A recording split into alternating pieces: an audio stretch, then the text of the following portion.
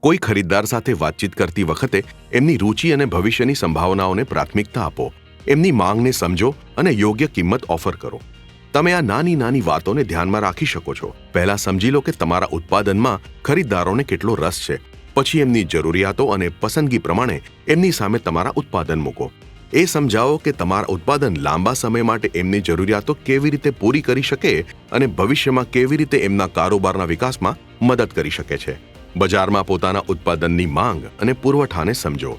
માંગ જેટલી વધારે હશે, કિંમત નક્કી કરવામાં એટલી જ તમને સરળતા પડશે.